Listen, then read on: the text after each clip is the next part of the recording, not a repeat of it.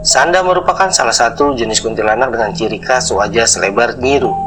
Konon, wajahnya yang lebar merupakan kutukan karena telah mengguna-gunai atau menundukkan suaminya dengan cara yang kotor. Kata orang, semasa hidup hantu Sanda, memberi makan atau minum suaminya menggunakan minyak perunduk yang dicampur darah haid, pakaian dalam dan lainnya ke makanan atau minuman suaminya.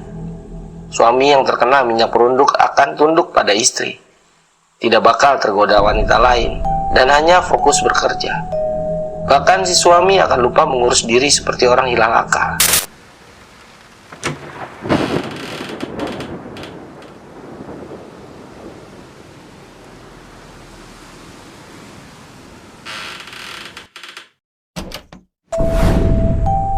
Assalamualaikum warahmatullahi wabarakatuh. Kembali lagi di channel Radio Misteri. Sebuah kisah kali ini ditulis oleh akun @ahmad_ben_bella yang berjudul Teror Hantu Sanda.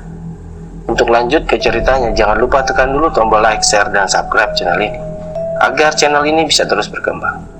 Oke, kita lanjut ke alur ceritanya. Teror Hantu Sanda. Hantu Sanda merupakan salah satu hantu khas Kalimantan, tapi kurang populer dibandingkan kuyang. Sanda merupakan salah satu jenis kuntilanak dengan ciri khas wajah selebar nyiru. Konon, wajahnya yang lebar merupakan kutukan karena telah mengguna-gunai atau menundukkan suaminya dengan cara yang kotor. Kata orang, semasa hidup hantu Sanda, memberi makan atau minum suaminya menggunakan minyak perunduk yang dicampur darah haid, pakaian dalam dan lainnya ke makanan atau minuman suaminya. Suami yang terkena minyak perunduk akan tunduk pada istri, tidak bakal tergoda wanita lain, dan hanya fokus bekerja. Bahkan si suami akan lupa mengurus diri seperti orang hilang akal. Kebetulan, paman pernah terkena minyak perunduk dari istrinya, hingga tidak pulang ke kampung 15 tahun, tapi akhirnya bisa dilepas oleh almarhum nenek. Namun, aku tak akan menceritakan perihal yang terjadi dengan paman, tapi kisah nyata di dusunku sewaktu kecil. Sewaktu kecil, aku tinggal di sebuah dusun di pedalaman Kalimantan. Dusun ini dibuka oleh bapak sewaktu muda, sekitar tahun 80-an. Sewaktu muda bapak memang kerja serabutan, mulai dari mencari kayu, ilegal logi, mencari gaharu, menjaga sarang burung walet, dan terakhir mendalung emas. Awalnya bapak mendalung emas di hutan Kalimantan, di sebuah sungai kecil yang disebut Sungai Ucang. Bapak bekerja bersama adik dan abang di tengah hutan. Sebagai tempat tinggal mereka membuat pondok.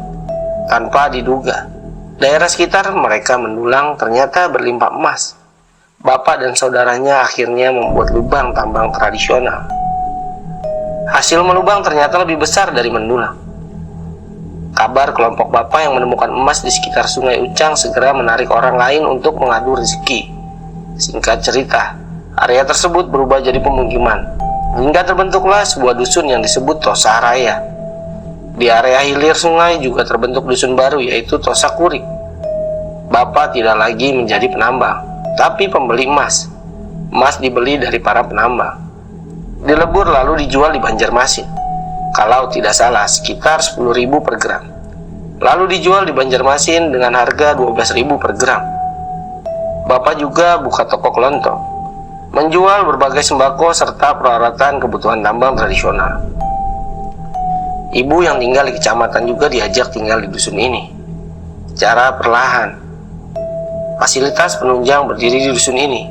Ada gereja, SD, dan surau. Para penambang di dusun ini berasal dari berbagai daerah. Ada yang dari Sungai Kapuas, Kayan, Barito, orang Batak, dan juga Jawa. Suatu hari, ada istri seorang penambang yang meninggal. Sebut saja Isnah. Ia dimakamkan di pemakaman umum yang di Tosa Kurik. Jaraknya sekitar 30 menit jalan kaki. Waktu itu aku masih kecil, sekitar 5 tahunan. Jadi cerita ini aku tahu dari pengalaman orang tua serta orang-orang dusun yang heboh selama bertahun-tahun. Keanehan terjadi di pemakaman pagi itu. Jasad istri penambang tidak mau dihadapkan ke arah kiblat. Otomatis para warga pun bingung. Sudah 3 kali jasadnya dihadapkan ke arah kiblat, tapi balik lagi. Si Jagat hanya terbaring kaku menghadap langit-langit. Warga yang tidak tahu mesti berbuat apa akhirnya memutuskan Isna dikubur tanpa menghadap kiblat. kabar kematian Isna yang janggal langsung menyebar. Tersiar kabar kalau ia telah berbuat durhaka pada suami. Warga juga menduga-duga kalau Isna bakal gentayangan bangkit jadi hantu. Maka dari itu hanya sedikit warga yang berani datang saat tahlilan. Dan benar saja, setelah saat selesai tahlilan, malam ketiga, saat ibu-ibu berberes-beres di dapur, mereka merasa ada yang menjanggal. Mereka merasa ada seseorang ibu dengan tampilan aneh ikut mencuci piring. Saat ditegur, wanita tadi menoleh dengan wajah pucat.